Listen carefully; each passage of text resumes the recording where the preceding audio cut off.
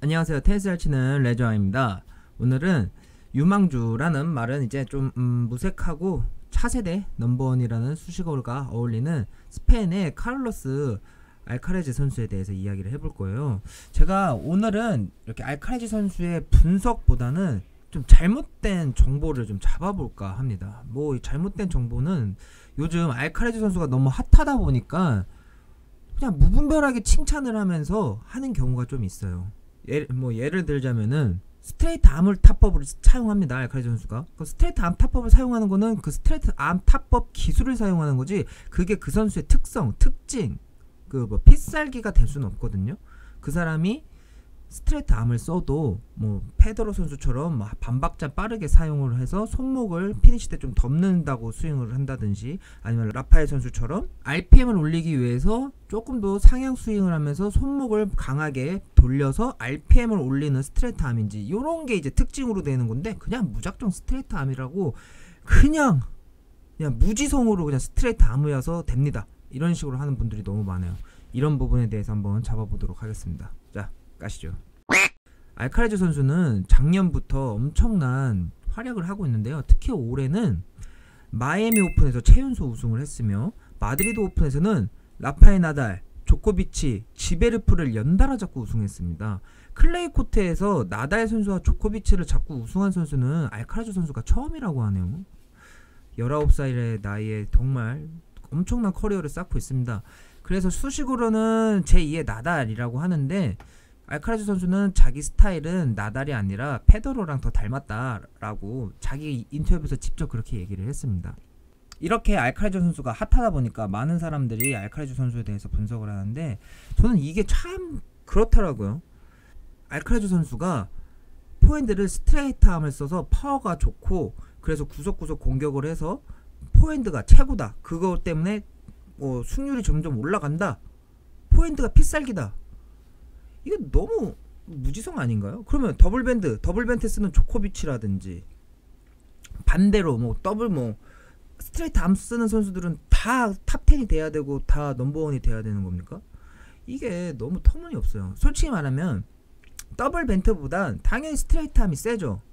구심점에서 반지름이 크면 클수록 끝에 걸리는 운동 에너지는 더 세겠죠. 단 이게 가속도가 같았을 때지, 가속도가 안 나오면 소용이 없는 거예요. 이런 단점은 설명 하나도 안 하고 스트레이트 암을 씁니다, 그래서 포핸드가 강합니다, 이라고 이렇게 분석을 해버리면은, 테니스 처음 배우는 사람들이라든지 아니면은 조금 아직 나만의 테니스가 구축이 안 되신 분들은 그럼 스트레이트 암을 해야 되는구나, 그냥 바로 이렇게 되는 거 아니에요? 저는 또 어떤 분은 자기는 팔을 접어서 친다, 그래서 안 된다, 이렇게 치지 말라 라고 얘기하는데, 그럼 그렇게 치는 조코비치는 뭐가 되고. 솔직히 말하면은 동양 선수한테 스트레이트 암은 어떻게 보면은 너무 안 어울리고, 잘못하면은 팔꿈치나 어깨 부상이 심하게 올 수 있어요. 왜냐, 근력이 안 돼요. 그리고 아까도 반지름이 크고 가속도가 같으면 스트레이트 암이 더 세다고 그랬잖아요. 그러면 역학적으로 설명을 했을 때 구심점에서 가까울수록 회전력은 더 강하겠죠. 그러면 그 회전력으로 따지면은 더블 밴트가 더 강한 거예요. 이렇게 말하면은, 자, 파워는 끝에 더 걸리지만 회전력은, 몸 중심에서 있는 회전력은 더블 밴드가 더 강합니다. 그래서 더블 밴드를 쳐야 됩니다 라고 이렇게 설명을 툭 던져버리면은 듣는 사람이 그렇구나, 더블 밴드를 배워야겠구나, 이렇게 되잖아요. 스트레이트 암의 문제점, 더블 밴드의 문제점, 장점, 그리고 이걸 하려면은 하드웨어적, 신체적 어떤 게 있어야 된다 라는 게 있어야 되는데, 그런 거 하나 없어요. 그냥 스트레이트 암을 쳐서 파워가 강하고 RPM이 얼마큼, 당연히 수치상으로 박으면 다 그렇죠. 근데 그 수치가 나오는 원리를 써야죠. 지금 현역에 있는 포핸드 중에 알카레즈 선수가 RPM이 나달을 넘는 경우도 있다고 해요. 거의 넘는데요, 파워도 그렇고. 그럼 왜 넘는지, 이런 거를 이제 하나하나 이게 분석이지. 그냥 스트레이트 암에 RPM이 이만큼 나온다 하면, 뭐 스트레이트 암 치면 다 RPM이 높아요? 그러면은 이제 은퇴한 아르헨티나의 델포트 선수는 스트레이트 암인데 거의 플랫성으로 때렸어요. 그럼 그런 선수들은 뭡니까? 스트레이트 암인데 RPM이 안 걸리잖아요, 많이. 이런 걸 그냥 안 하고 하는 게 저는 너무 답답합니다. 그리고 선수 출신인 사람들도 스트레이트함을 막 그렇게 찬양하고 가르치지 않아요. 코치 선생님들도. 저 또한 선수 출신이지만 스트레이트함이 힘들다고 얘기하고 근데 원한다면 가르쳐 드릴 수는 있겠다. 하지만 이런 거를 극복해야 되고 이런 단점이 있다 라고 설명을 합니다. 그리고 더블 벤트를 할 거면 이런 장점이 있고 이런 단점이 있습니다 라고 얘기하는데, 그냥 어떻게 보면 뭐 평론가라고 할 수 있겠는데 그걸 너무 그렇게 하지 말았으면 좋겠어요. 제가 웬만하면 이런 영상 안 올리려고 했는데 너무 답답해서 올립니다. 그리고 거기에 보면은 뭐 알카라즈 선수의 약점이 서비스래요. 파워가 약하다. 185에 테니스 선수 치고 단신인데 파워가 약해서 파워를 올려야 된다. 당연한 소리 아닙니까? 당연히 파워가 세면 좋죠. 근데 반대로 페더러 선수, 나달, 조코비치 선수가 파워가 셉니까? 근데 서비스 게임을 브레이크 하기가 제일 어려운 거는 페더러 선수가 항상 탑5 안에 들어가요. 페더러 선수 기껏해야 평균 속도가 185? 이 정도 나와요. 180선 나와요. 근데 페더러 선수 에이스 많이 나고 서브 게임 쉽게 가져가잖아요. 그 이유가 뭐예요? 파워는 약하지만 코스가 다양하고 구석구석 잘 보내고, 그리고 제일 큰 장점은 한 토스에 여러 가지 구질을 다 집어넣어서 토스를 보고 코스를 못 읽으니까 그게 엄청난 장점인 거예요. 이렇게 분석을 해야 되는데 그냥 서비스가 약합니다.